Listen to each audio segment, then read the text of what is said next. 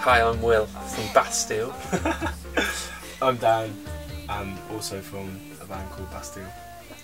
And the only thing that's really exploded is the fact that our song Pompeii and our album sort of did alright, and I think for us we've been on tour, so we haven't really had to think about it a huge amount. Yeah. It's almost felt like that's kind of been happening to someone else, and you know, we get sort of updates of how things are doing, and it's just the last thing we were even hoping for or expecting. So it's, you know, it's quite weird. And I guess that happening chart-wise kind of forces people who were either ignoring us or chose not to write about us to kind of acknowledge our existence, which can be a good and bad thing. Yeah. It's weird, like it's quite hard to find a tangible thing to kind of gauge it by, because you're so involved in it anyway. And it's like we've been just touring and playing our own music so much that you can't really get an outside perspective. Yeah. But I mean, the tour that we're doing right now, it sold out quite a while back before anything weird happened. So what's nice, I think, is everyone that's come to see us on this tour that we're doing, which is like a month long, there are people who've known us for a while and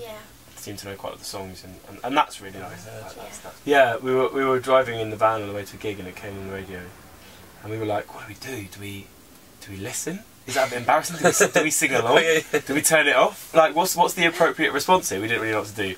But yeah, it was a very weird feeling. In fact, like, we haven't really been home much recently because we've been quite busy and stuff, but in a little break before the tour kicked off, I was like driving somewhere, and Pompeii, which is one of our songs, came on the radio, and I was like, and I nearly veered off the road. I was like, what do I do? Like, yeah. Also, we were in a club the other night, like a student club, and it got played, and that was probably the weirdest thing that's ever happened to me.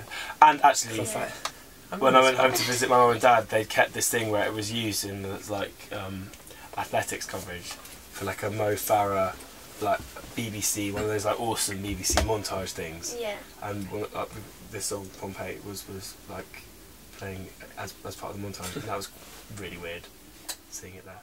In every other respect, you know, making videos is quite it's always quite rushed, but it's also really collaborative. So it's about kind of working with directors who have ideas and working on those ideas together, and we're kind of as involved as we can be. Like I'm pretty annoying, and I always give my opinion. And shooting a video the other day, we were on set, and like the assistant director was sort of going through some stuff, and our drummer was just really like, oh, I think you should do it like this. You could just see this guy's face. It's been like, so I think sometimes we can be a bit over enthusiastic with our directing. Because as with like loads of stuff, you can be as involved as you want, but there are definitely areas where you've got to step back and be like, there are people who are loads better at me. Especially at 3 in the morning when everyone's really grouchy. It's like, Woody, I think. Absolutely. Now's the time to shut up.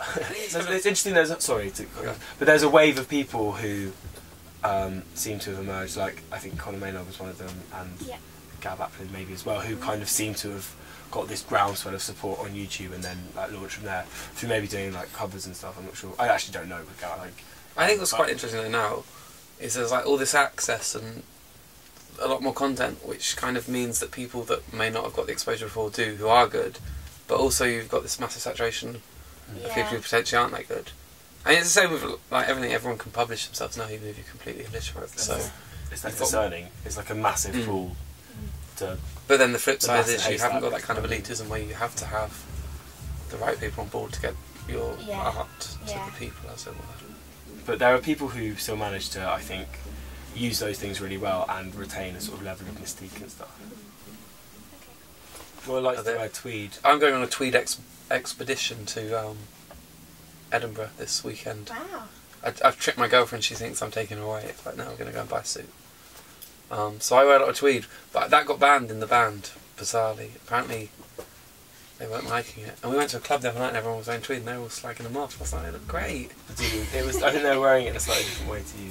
Yeah, I wear it in a classic, kind of Humphrey Bogart-esque way. No tweed today though? No, I get told I have to just wear black. Woody's got the best style. Yeah. Woody wears a lot of hooded leather jackets. Camping gear. He sometimes wears cargo shorts with hiking boots. Okay. It's a big look, strong look. He's got good calves. A man with calves like that should show them off, and he does.